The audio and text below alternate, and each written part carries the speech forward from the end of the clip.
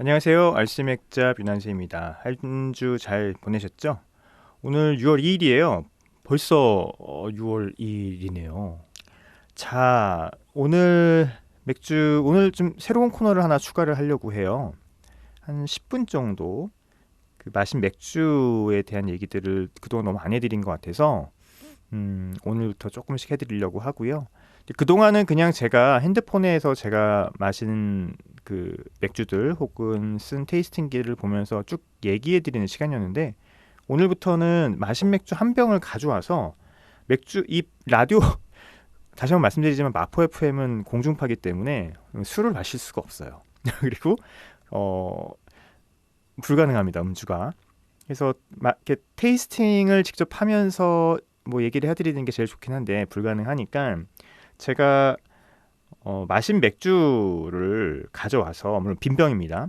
빈병을 가져와서 소개를 간단히 해드리고 이 맥주의 뭐 자세한 얘기보다는 간단한 소개 및 간단 테이스팅을 하면서 느꼈던 특징들, 그리고 이 맥주의 총평, 뭐 이렇게 정도 간단히 10분 정도 얘기를 하는 코너를 좀 만들어 드리려고 해요. 그래서 유튜브를 보시는 분들한테는 제가 카메라에 이렇게 맥주병을 보여드리면서 얘기를 해드리려고 하고요. 뭐 라디오로 들으시는 분들이나 팟캐스트 혹은 네이버 오디오 클립, 저희 또 하나 또 올라갑니다. 플랫폼이 하나 더 생겼어요. 책임감이 진짜 막중해졌는데요.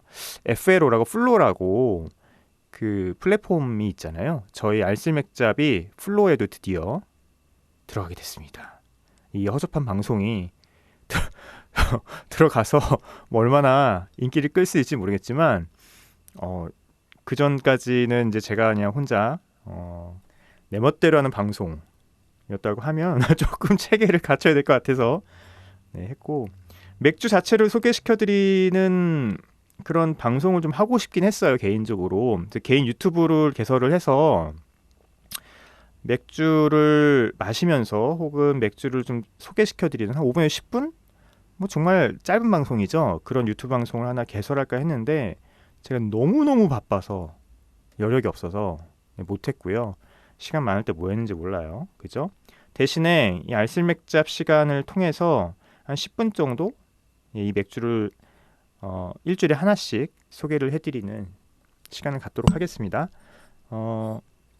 제가 선택하는 맥주는 구하시기 힘드신 맥주일 수도 있고, 하여튼 뭐 제 기준에서는 선택하겠습니다. 뭐 대중 맥주가 될 수도 있고 크래프트 맥주가 될 수도 있게 한데 뭐 그냥 맨날 드시는 맥주들 소개시켜 드리는 건 무슨 의미가 있겠어요. 그죠? 그래서 평상시에 못 드시는 맥주들 좀 소개를 시켜 드리는 코너를 한 5분, 10분 갖도록 하겠습니다. 시간 배분을 좀 더 타이트하게 잘 해야 될 것 같아요. 자, 두 번째 노래 듣고 와서 맥주 뉴스는 오늘부터 딱 한 개씩만 해드리도록 하겠습니다.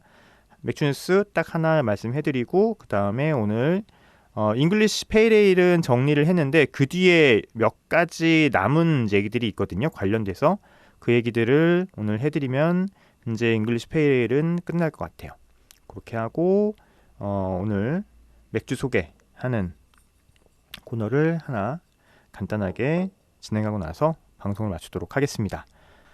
자, 맥주 뉴스는 하나만 소개시켜드리도록 하겠습니다. 오늘부터 한국경제 뉴스고요. 2022년 5월 31일 뉴스예요. 제목은 자고 일어나면 못 보던 술이 신상 맥주 쏟아진다 라는 기사인데, 맥주 매출이 엄청 늘어나고 있습니다. 뭐 자연스러운 거고요. 코로나도 끝났고 그리고 지금 이제 더워지고 있기 때문에 맥주의 시즌이죠. 물론 하반기에 좀 저는 걱정이 많이 돼요. 지금 사람 구하기도 힘들고 뭐 매출이 올라가서 다들 매출이 올라가니까 좋긴 한데 이제 사람 구하기가 힘들어서 상대적으로 노동 시간이 많이 늘어나서 힘든데 올해 하반기에는 제가 봤을 때는 여러모로 경기가 많이 힘들 것 같아요. 지금 인플레이션 장난 아니고요. 금리도 올라가고 여러 가지 문제들 때문에 하반기 경기 힘들 것 같은데 어쨌든 당장은 매출이 많이 올라가고 있습니다. 자, 근데 제가 이 기사를 소개시켜드린 이유는 신상 맥주를 소개시켜드리려고 하는 건 아니에요. 여기 뭐 GS25에서 요기요 맥주와 골든 고비 맥주를 선보인다고 하는데 요기요 맥주는 뭔가요? 예, 그 배달앱 있잖아요. 요기요 관련해서 만드는 뭐 맥주 같아요. 그런데 이 맥주 누가 만드냐면 오비가 만듭니다. 그죠? 오비가 OEM 하는 KBC인가 거기서 만드는 것 같고요. 그 다음에 뭐 몽골 맥주도 들어온대요. 어, 그 다음에 중간 기사에 보면 어떤 얘기가 나오냐면 지난해 곰표 말표 등 협업 맥주로 화제를 메운 CU도 수제 맥주 상품 강화에 나섰다. 이 부분을 말씀드리고 싶어서 이 기사를 가져왔는데요. CU는 지난 25일 프리미엄 에일 맥주 크라운 맥주를 선보였다. 크라운 맥주는 한국 최초의 맥주 회사인 조선 맥주가 뭐 블라블라블라 해서 다시 만든 제품이고 에일이다. 뭐 이렇게 얘기했잖아요. 제가 이미 좀 아셔봤습니다. 그런데 여기 흥미로운 문구가 수제 맥주 상품 강화에 나섰다고 했는데 크라운 맥주를 이야기하고 있어요. 이거죠. 크라운 맥주가 수제 맥주인가요? 절대 아니죠. 이거 하이티에서 만든 편의점 네캔 만원용 맥주인데 약간 레트로 그죠? 컨셉을 가져온 맥주입니다. 이게 수제 맥주인가요? 수제 맥주라고 이제 한국에서는 불러도 되겠죠. 하지만 크래프트 맥주인가요? 크래프트 맥주는 절대 아닙니다. 이게 크래프트 맥주일 수가 없죠. 그런데 수제 맥주인가요? 적어도 이제 이런 기사나 편의점 관련 그러니까 대중 채널 시장에서는 이제 이런 맥주들이 수제 맥주로 통용되는 것 같아요. 이제 완벽하게 이런 식의 가치가 정착이 됐다. 그 위에도 보면은 요기요 맥주 같은 경우도 이게 예전 같은 경우는 이런 맥주들을 누가 만들었냐면 소위 얘기하는 수제 맥주 업체들이 만들었어요. 뭐 가브루나 세븐브로이나 뭐 이런 데서 만들었겠죠. 근데 지금 누가 만드나요? 오비가 만들어요. 대중 채널용 맥주들은 이제 대기업들이 이제 접수하기 시작했다라는 생각이 들고요. 보세요. 그러면 앞으로 이렇게 편의점에 들어가는 OEM 혹은 뭐 수제 맥주라고 하죠. 대중 수제 맥주는 아마 오비에서 점점 더 많이 만들 겁니다. 그동안 한 2년 정도 이런 맥주들을 만들어 왔던 소위 얘기하는 수제 맥주 브루어리들은 점차 밀려날 가능성이 크고요. 그리고 제가 저번 시간에도 말씀드렸지만 이 크라운 맥주 이거 하이티에서 만드는 거예요. 편의점용으로. 그죠? 그런데 여기서 수제 맥주라고 기사에서 얘기하고 있어요. 이 기자는 수제 맥주에 대한 개념이나 가치가 이제 이렇게 완전히 정착이 된 것 같아요. 편의점에서 파는 재미 맥주, 레트로 맥주. 그리고 제가 봤을 때 기사가 이렇게 계속 나가면은 대중들도 역시 수제 맥주를 이런 식으로 생각할 가능성이 큽니다. 그래서 저는 이제 소규모 브루에서 만드는 맥주들은 더 이상 수제 맥주라고 부르면 안 된다라고 이제 확실하게 얘기를 드릴 수 있을 것 같고요. 크래프트 비어, 크래프트 맥주라고 얘기를 해야 될 것 같다. 확실한 전선을 그어야 될 것 같습니다. 그래서 이 기사의 중간에 나오는 이런 문구들이 얘기하는 그 지향점들이 명확해요. 그래서 소개를 시켜드리려고 왔고요. 제가 2년 넘게 방송을 이제 진행해 오면서 특히 이제 2020년 이후에 이 편의점 혹은 마트 수제 맥주들이 진출하고 정착하고 이제 뭐죠? 브랜드나 혹은 이런 가치들이 쭉 변화하는 모습들을 계속 얘기를 해드렸잖아요. 한 2년 내내. 이제는 이제 그 동착점에 온 것 같습니다. 수제 맥주와 크래프트 맥주는 이제 명확한 가치적 기준을 나눠야 될 것 같고, 그럼 크래프트 맥주가 무엇이냐에 대해서는 이 대중 매체들이나 이런 미디어에서 절대 다뤄주지 않습니다. 결국은 이제 저희 협회나 아니면 제가 글이나 이런 방송을 통해서 꾸준히 얘기를 해야 될 것 같고, 혹은 세미나나 이런 걸 통해서 전파를 하고 얘기를 꾸준히 해야 되는 시점이 드디어 온 것 같아요. 작년까지만 해도 이걸 이렇게 얘기해도 되나라고 하는 그 시점들이 있었거든요. 모호했어요. 이거 이렇게 수제 맥주와 크래프트 맥주를 나눠야 되나? 그러니까 아직 모호한 시점이었기 때문에 제가 그때 당시에 방송을 들어보신 분들은 아시겠지만 아직은 잘 모르겠다. 하지만 이제 기준을 나눠야 될 때가 된 게 아닌가? 뭐 그런 생각이 든다 이렇게 얘기를 했었는데 이제 2022년 6월은 확실히 수제 맥주와 크래프트 맥주의 가치가 완전히 분화가 됐고 반드시 분화시켜야 된다라는 확신이 듭니다. 그래서 가져와 봤어요. 뭐 다른 건 없습니다. 여기서 이걸 드시라는 건 아니고 크라운 맥주 제가 먹어봤거든요. 저는 편의점에 나오는 네캔 수제 맥주들 있잖아요. 그러니까 편의점 수제 맥주들 저는 다 마셔봅니다. 제가 따로 뭐 제 SNS나 방송에서 언급을 안 해서 그렇지 마셔보고 맛이 없으면 다 버려버리고 뭐 이런 일들을 하고 있는데 크라운 맥주 먹어봤는데 정확하게 뭐 모르겠어요. 정확하게 말씀드릴 수는 없지만 제가 봤을 때는 약간 윗비어 효모를 쓴 것 같아요. 느낌이 그렇고요. 윗비어 효모를 쓰신 것 같고 일반적으로 저는 에일이라고 해서 뭐 라거 같은 에일 뭐 이렇게 생각했었는데 나오는 향이 약간 그 윗비어 벨지안 윗비어에서 나오는 효모 향이 느껴지더라고요. 그래서 확실한 건 아닙니다. 제 추측인데 이거는 윗비어 효모를 좀 쓰신 것 같다. 이런 생각이 좀 들었고 카스 화이트도 먹어봤어요. 네, 다 먹어봅니다. 저는 카스 화이트가 라건데 그 밀맥주라고 하는 거잖아요. 근데 맛은 약간 그 향이 나더라고요. 라건데 그래서 희한하다. 무슨 향이지 했는데 사과향 비슷한 게 나더라고요. 약간 적사과향 같은 것들이.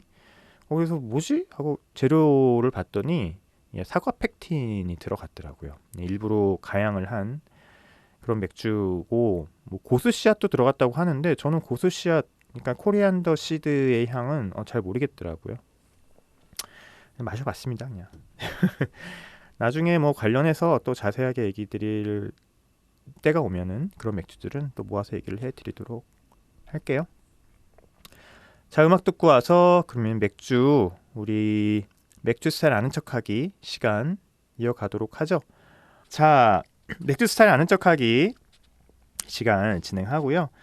오늘 이제 뭐 오디너리 비터, 스페셜 비터, 베스트 비터라고 되어 있는데 얘기하고 그다음에 ESB 뭐 이런 식의 구분을 간단하게 설명해 드리고 요즘 크게 의미는 없어요. 설명해 드리고 그다음에 런던 프라이드에 대한 얘기들을 좀 하고 네, 그리고 물에 대한 얘기가 이 책에 좀 나와 있어서 오늘은 책을 읽어드리면서 이 얘기들 좀 하도록 하고요.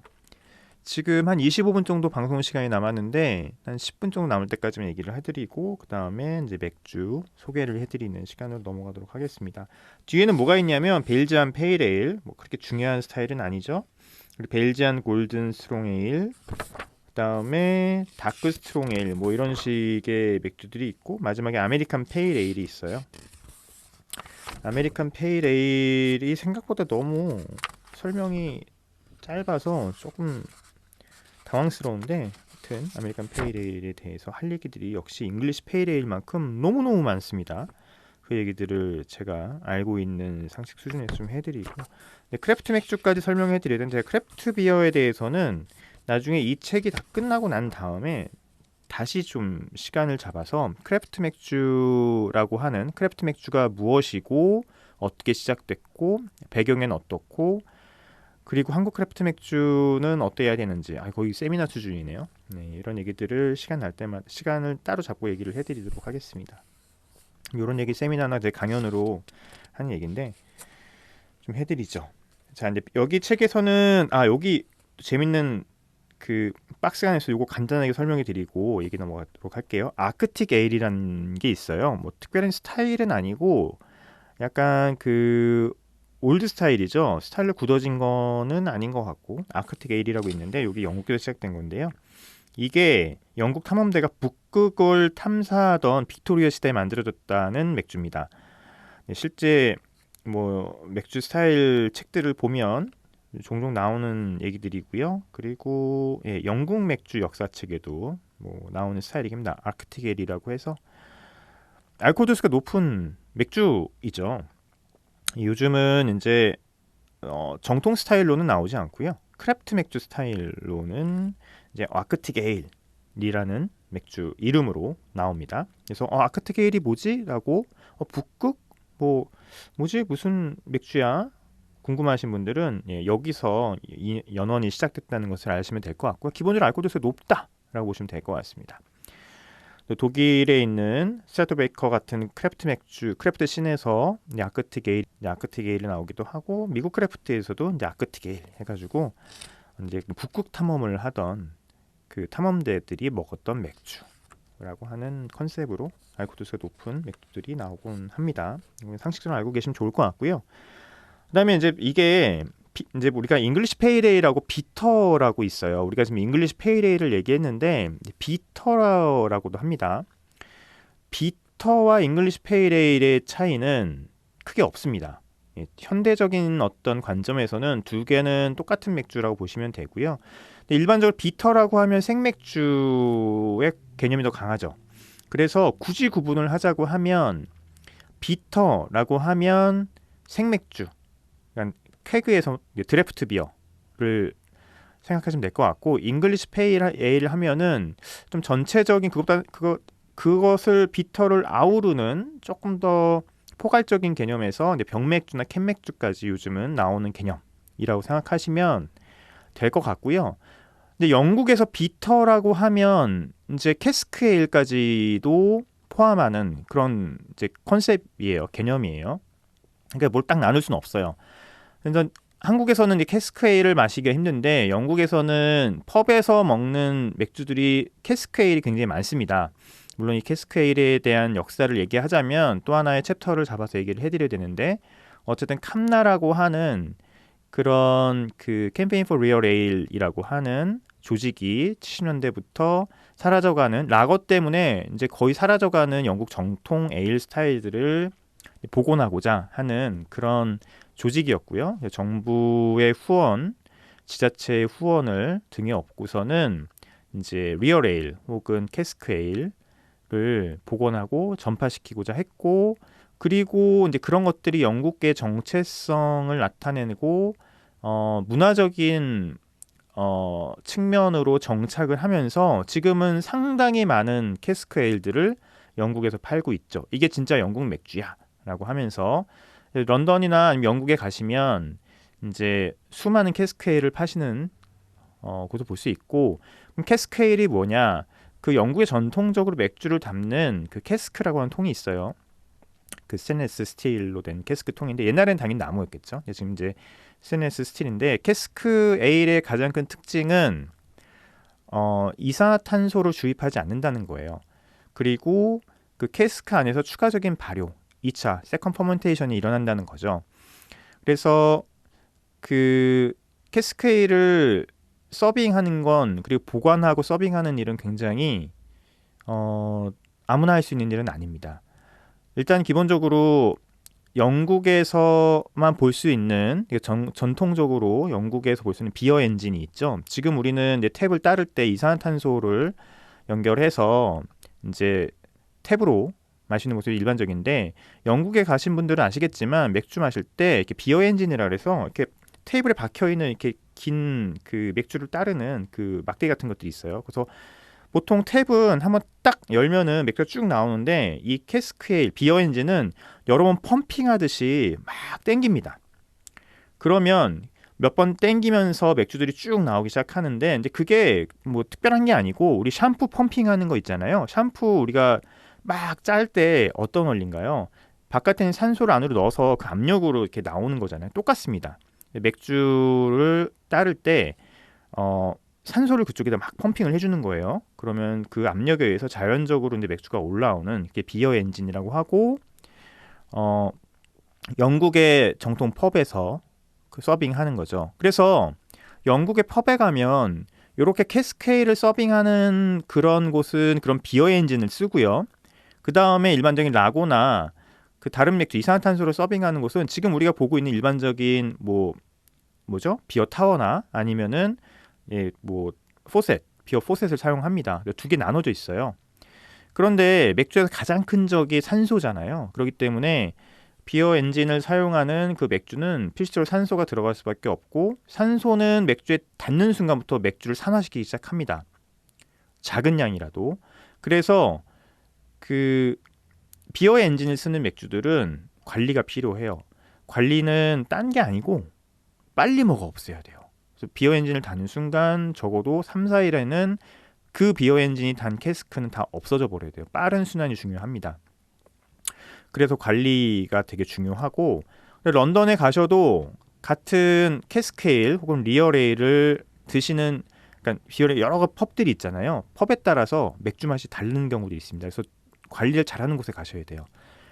그래서 이제 캄라에서는 캐스크 마크라고 해서 캐스크 마크요, 마크라고 해서 인터넷에 찾아보시면 캐스크 마크라고 구글에 쳐보시면 그런 캐스크 마크를 받은 곳을 쭉 펍을 보여주고 있어요. 그 캐스크 마크를 받은 곳이 뭐냐면 캐스크에일을 잘 서빙하고 관리하는 관리자가 있다, 뭐 캐스크 마스터가 있다, 뭐 이렇게 얘기하는 곳이기 때문에 그런 곳에 가서 드셔보는 게 중요하고, 혹은 구글에서 검색을 그 펍을 한번 검색해 보세요. 그러면 구글에서 그 다녀온 사람들이 평점을 남긴 게 있어요. 그래서 맥주가 여긴 별로다라고 하는 곳은 좀 걸으시는 게 좋습니다. 어쨌든 비터라고 하는 맥주 스타일이 캐스크에일이 되는 거죠. 캐스크에일과 비터라는 개념이 꼭 동급은 아니고 오히려 이제 캐스크 비터 안에 캐스크에일이 들어가 있는 거죠. 그죠? 그래서 비터는 뭐 한국에서 만약에 우리가 뭐 런던 프라이드 같은 맥주를 탭에서 마신다, 그것도 비터입니다. 병으로 마신다, 그것도 비터라고 할 수 있겠죠. 스타일적으로 봤을 때는. 그런데 조금 더 명확한 개념으로는 영국에서 캐스케일을 얘기를 할 때 비터라고 일반적으로 부르고요. 그리고 뭐 그것들이 병 버전으로 나왔을 때 이산화탄소가 들어간 버전이겠죠. 그런 버전들은 우리가 잉글리시 페일 에일 부르기도 합니다. 근데 그걸 또 비터라고 부른다고 해서 잘못된 거냐? 또 그건 아니에요. 그런 개념으로 보시면 될 것 같고요. 비터가 조금 더 오래된, 영국에서는 또 오랫동안 이제 쓰여온 얘기죠. 그리고 잉글리시 페일 에일이라고 하는 스타일은 이제 맥주 스타일이라는 개념이 정착되면서 이제 불려지는 개념이고요. 동급이라고 보셔도 됩니다. 그런데 그런 그 영국의 정통 그 비터에도 종류가 나눠져요. 그래서 오디너리 비터라고 해서 알코올 도수가 이제 4도 혹은 4.2도 이하의 맥주들을 우리가 이제 오디너리 비터라고 부르고요. 그리고 이제 뭐 베스트 비터 뭐 이렇게 불리우는 맥주들은 알코올 도수 4.2에서 4.8도, 5도 이하, 4.4도대 초반에서 이제 5도 이하, 5도 미만 뭐 이렇게 부르는 걸 우리가 베스트 비터라고 합니다. 혹은 스페셜 비터라고도 부르기도 하는데 여기는 뭐 베스트 비터, 레귤러 비터 이렇게 얘기를 하고 있네요. 그리고 이제 ESB라고 불리는 맥주들이 있죠. 예, 익스트라 스페셜 비터라고 불리는 맥주가 있는데 요거는 이제 보통 한 5도 이상을 보통 얘기를 하죠. 예, 5도 이상이 되는 맥주를 얘기하고 좀 달라요. 이 ESB는 굉장히 스타일이 좀 명확하지 않은데 이제 ESB의 스타일을 굳이 이제 정착시킨 브랜드가 바로 런던 프라이드의 ESB고요. ESB는 색깔이 조금 더 짙습니다. 조금 더 브라운에 가깝고요. 다크 엠버에서 브라운에 가깝고 몰티함이 좀 더 있습니다. 캐러멜이나 이런 어떤 몰트에서 올라오는 향들이 조금 더 짙고요. 알코올 도수가 좀 높죠. 오디너리 비터나 뭐 베스트 비터 같은 경우는 그 색깔이 조금 더 색깔이 엠버고 그 다음에 조금 더 섬세하고 부드럽고 가볍게 마실 수 있다고 하면 이 ESB는 조금 더 바디감도 묵직하고 색깔도 진하고요. 그 다음에 쓴맛도 좀 있습니다. 그래서 구별이 되긴 해요. ESB가 한국에 수입되다가 최근에 안 되고 있는데 또 들어온다는 얘기가 있으니까 한번 드셔보시면 좋겠고, 이 오디너리 비터와 뭐 베스트 비터 이걸 구분하는 거는 이제 최근에는 크게 중요하지는 않는 것 같아요. 그렇게 구분은 되고 있다 스타일적으로. 예, 잉글리시 페일 에일이 그렇게 개념을 좀 잡아 놓으시면 될 것 같습니다. 그리고 이제 여기에 이제 런던 프라이드가 이게 나와요. 왜냐면 런던 프라이드를 왜 이렇게 얘기를 해드리냐면 보통 우리 런던 여행 갔을 때 가장 쉽게 먹을 수 있는, 가장 흔하게 먹을 수 있는 맥주이기도 하고, 즉 영국을 대표하는 잉글리시 페일 에일의 대명사가 됐기 때문에 그렇기도 하고요. 한국에서도 역시 마찬가지죠. 한국에서도 잉글리시 페일 에일 혹은 비터 얘기하면 이 플러스 런던 프라이드가 가장 대표적으로 떠오르는 맥주이기도 합니다. 이 런던 프라이드는 런던에 있는 그 플러스, 정확한 이름이 뭐더라? 플러스 스미스 앤 터너라고 하는 그 브루어리에서 만들어진 맥주고요. 이 맥주가 이제 아사히로 인수가 됐죠. 그죠? 그리고 뭐 이 맥주 특징은 뭐 제가 말씀드린 아주 전형적인 그 잉글리시 페일 에일 스타일입니다. 색깔은 뭐 엠버 컬러고요.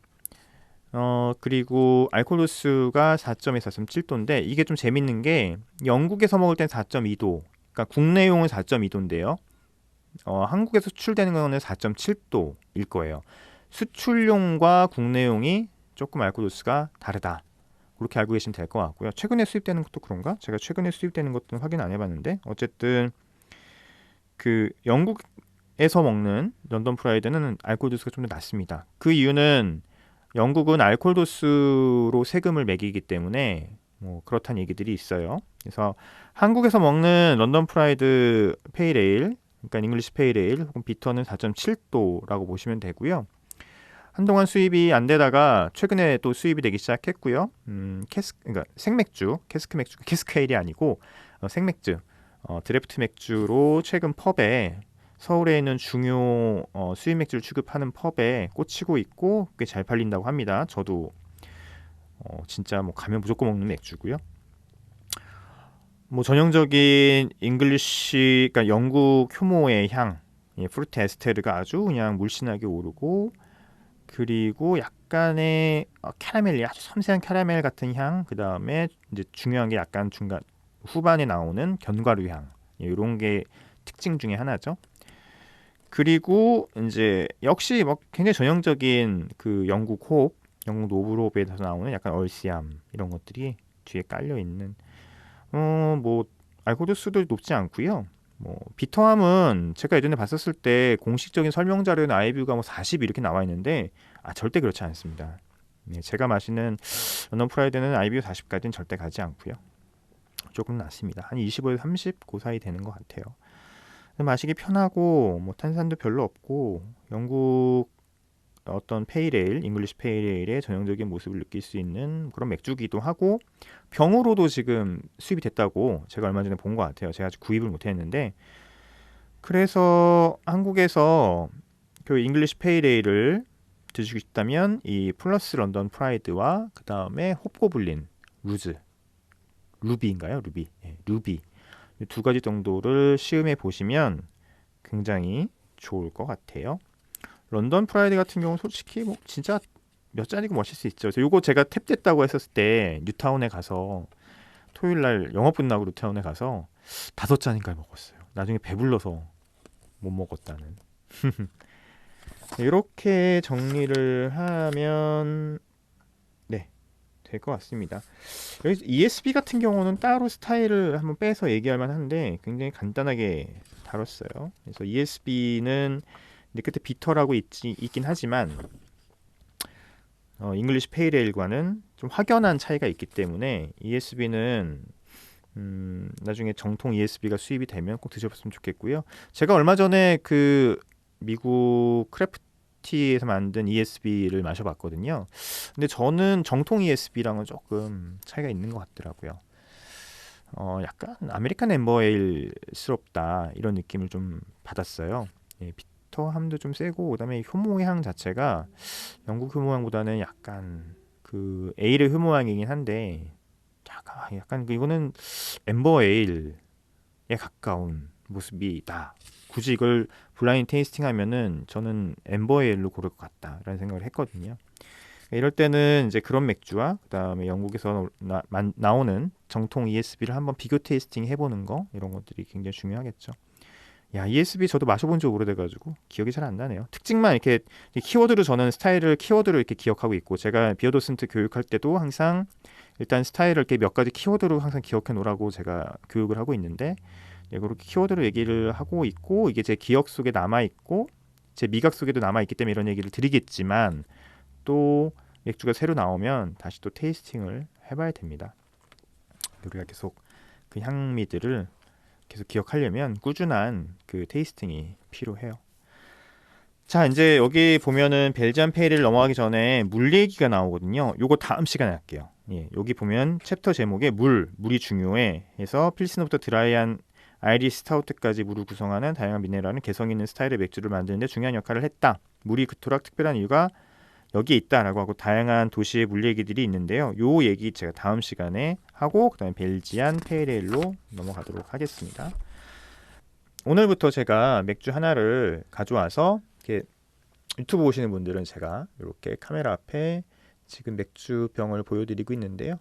맥주를 간단하게 소개시켜드리는 시간을 갖도록 할게요. 한 5분에서 10분 안에 소개시켜드리도록 하고요. 오늘 가져온 맥주는 파운더스라고 하는 미국 크래프트 맥주의 대표적인 브랜드죠. 미시간에 위치하고 1997년에 만들어진 그런 브루어리예요. 파운더스에서 만든 백우드 베스타드라고 하는 에일 에이지드 인 오크 버번 배럴스, 그러니까 배럴 시리즈에서도 굉장히 대표적인 그런 맥주를 하나 가져왔는데요. 자, 이 맥주는 오크 배럴, 그러니까 버번 배럴에 숙성을 시킨 맥주입니다. 기본적으로 이 맥주는 그 품질 유지 기한이 제조부터 3년이에요. 알코올 도수가 11도고요. 아마 스카치 에일을 아마 그 버번 배럴에 숙성시킨 맥주일 겁니다. 자, 이 맥주의 가장 큰 특징은 바닐라랑 오키함이에요. 오크 배럴, 그러니까 버번 배럴에서 가져온 그런 향들이 전형적으로 묻어 있고요. 일반적으로 버번 배럴, 그러니까 버번을 숙성시켰던 배럴에 맥주를 담을 때는 역시 알코올 도수가 강한 놈을 무조건 집어넣어야 됩니다. 그렇지 않으면 버번 배럴에 있었던 강력한 알코올에 맥주가 다 잡아먹혀서 맥주가 사라져 버려요.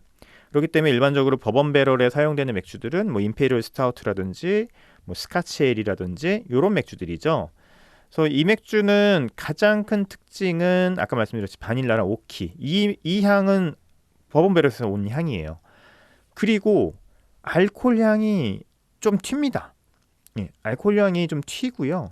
초콜릿 같은 향도 있어요. 그러니까 스카치 에일을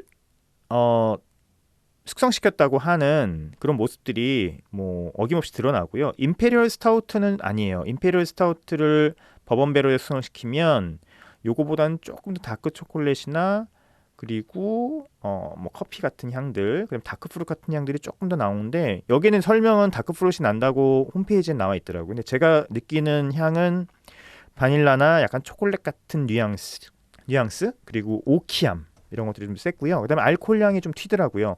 그 이유는 지금 먹기에 조금 이를 수도 있다는 얘기예요. 만약에 알코올 향이 느껴지는 맥주가 좋다라고 하시면 지금 드시면 딱입니다.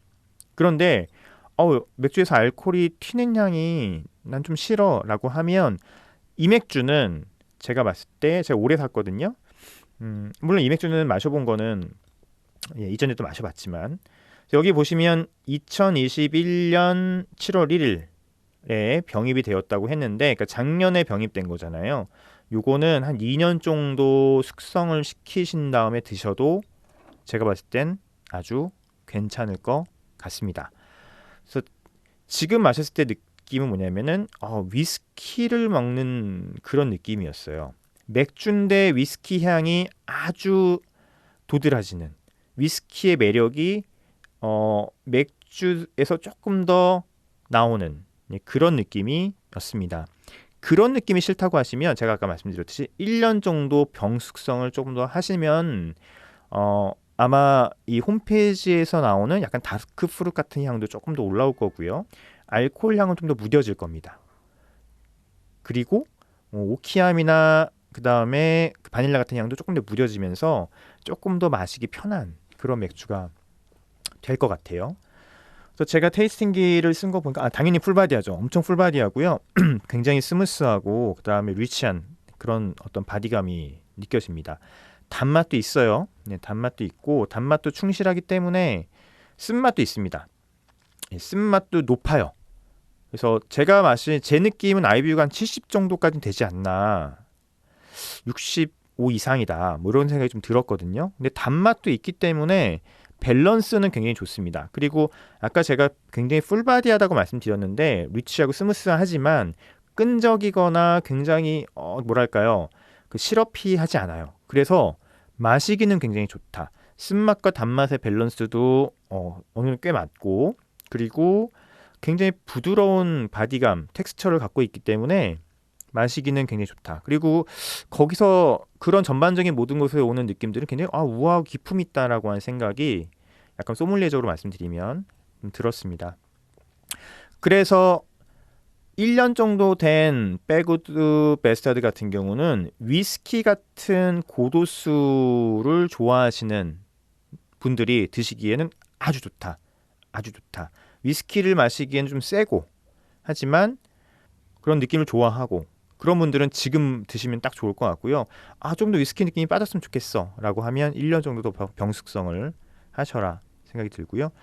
저는 지금 마셔도 크게 나쁘지 않습니다. 제가 위스키를 좋아하기 때문에 굉장히 저는 마셨을 때 좋았고 천천히 그다음에 상온 정도 온도 한 15도 이상에서 섭씨 15도 이상에 드시면 저는 아주 좋을 거라고 생각이 듭니다.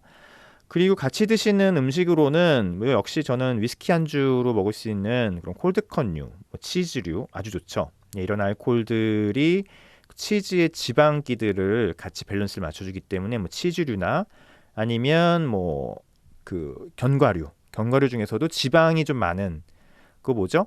캐슈넛 같은 거. 땅콩보다는 캐슈넛 같은 것들이 좋습니다. 견과류 중에서도 이런 거 드실 때는 아몬드 같은 거보다 지방질이 많아서 부드러운 그런 캐슈넛 같은 거 드시면 여기에서는 올라오는 그 알코올 같은 것들이 강한 알코올들이 밸런스를 맞춰주기 때문에 굉장히 마시기 좋다라는 생각이 듭니다. 백우드 베스타드를 오늘 좀 소개를 시켜드렸고요. 자, 오늘 마칠 시간이 된 것 같네요. 한 주 건강하시고요. 다음 주에 또 뵐게요. 감사합니다.